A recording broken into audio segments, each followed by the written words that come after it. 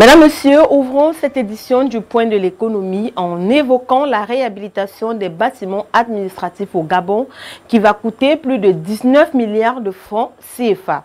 C'est ce qu'indique le projet de loi de finances 2024 adopté par les députés et les sénateurs de la transition.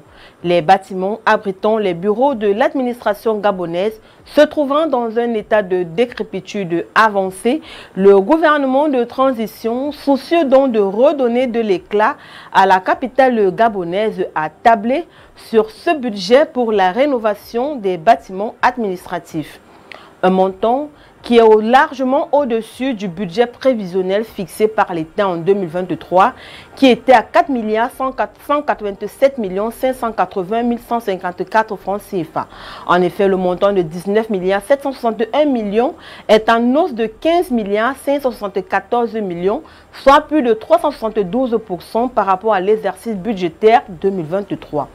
Ainsi, ces nouveaux bâtiments administratifs rénovés seront destinés à recevoir la nouvelle cuvée des nouveaux agents recrutés après la levée des mesures visant à geler les recrutements qui permettront de renouveler le personnel de la fonction publique gabonaise.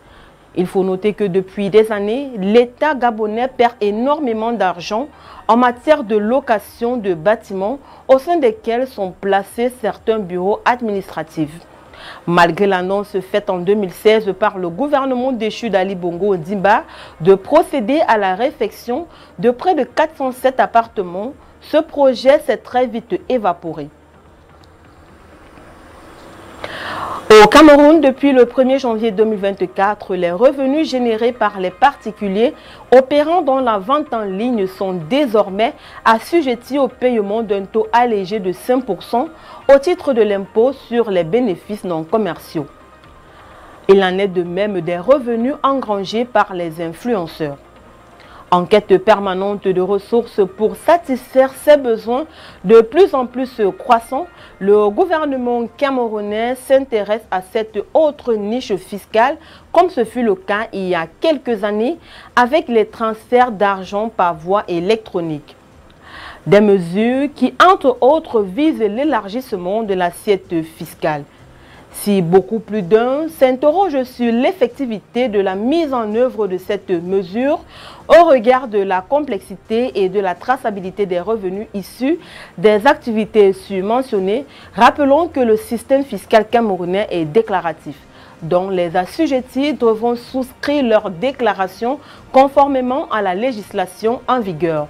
L'administration fiscale camerounaise se réservant ensuite le droit de s'assurer de la conformité des dites déclarations au moyen des contrôles divers. Les équipes en charge des dits contrôles ayant tous les moyens pour reconstituer les revenus des concernés. Au Togo, la commune de Golfe 1 dans le Grand Lomé projette son budget 2024 à 3 324 millions de francs CFA. C'est le 3 janvier, à l'ouverture de la première session ordinaire de l'année en cours, que ce budget a été présenté par le conseil municipal. Sur cette enveloppe prévisionnelle, 1 907 millions de francs CFA sera affecté au fonctionnement et 1 317 millions de francs CFA à l'investissement.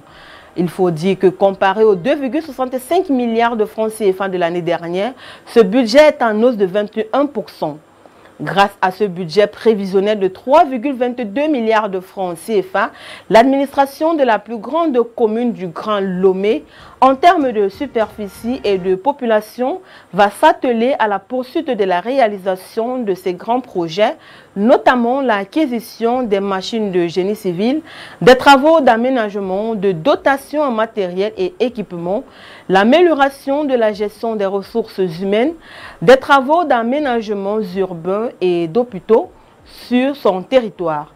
Notons qu'au cours de cette première session de l'année 2024, les conseillers municipaux ont débattu des nouvelles stratégies de mobilisation des ressources pour financer les actions de développement prévues en lien avec les ambitions du plan de développement communal PDC adopté en 2021.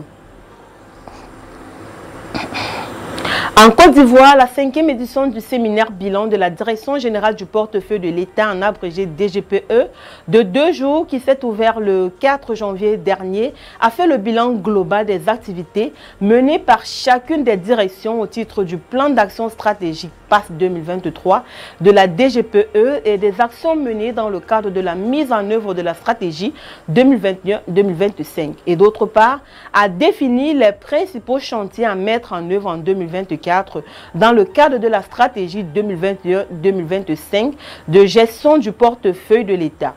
À ce sujet, 2 présentations ont montré que le PAS 2023 qui définit les principales actions à mettre en œuvre pour atteindre les objectifs fixés à la DGPE a été exécuté à 98% et la stratégie de gestion du portefeuille de l'État 2021-2025 à 78% à raison du faible taux concernant certaines questions. Ces assises qui se tiennent pour la 2e fois à Yamoussoukro ont été l'occasion de voir véritablement où se situent les difficultés et les blocages. Le directeur général de la DGPE, Bamba Sédou, a réitéré son engagement à réussir une exécution optimale des missions assignées à sa direction, conformément aux orientations du gouvernement ivoirien. En Algérie, vu son poids socio-économique, le ministre de l'Agriculture et du Développement rural, Youssef Cherfa, accorde dans sa feuille de route 2024 une importance particulière à la filière pomme de terre. C'est la raison pour laquelle, en vue d'en assurer des stocks suffisants pour couvrir les besoins du marché local et faire face à une éventuelle perturbation de l'offre, en plus de préserver la stabilité des prix et le pouvoir d'achat du citoyen, le ministre de l'Agriculture et du Développement rural s'est réuni le 2 janvier 2024 avec les membres du Conseil interprofessionnel de cette filière. Au cours de cette rencontre, il était davantage question d'examiner les perspectives de développement de cette filière stratégique, notamment en termes de production et de régulation. Malgré les défis liés à la saison agricole 2022-2023, le secteur agricole a enregistré des résultats positifs, démontrant son rôle crucial dans l'économie nationale et dans la garantie de la sécurité alimentaire, avec une production de 42 millions de quintaux de pommes de terre. Dans ce contexte, rappelons qu'en novembre 2023 et à la faveur d'un stock stratégique de pommes de terre dépassant les 130 000 tonnes, l'Office national interprofessionnel des légumes et des viandes en abrégé, ONELEF, avait entamé une opération de déstockage de 30 000 tonnes destinées à la consommation. C'est avec cette note que nous mettons un terme à cette édition du Point de l'économie. Merci d'avoir été des nôtres. Les programmes se poursuivent sur Reflet d'Afrique Télévision. Restez connectés.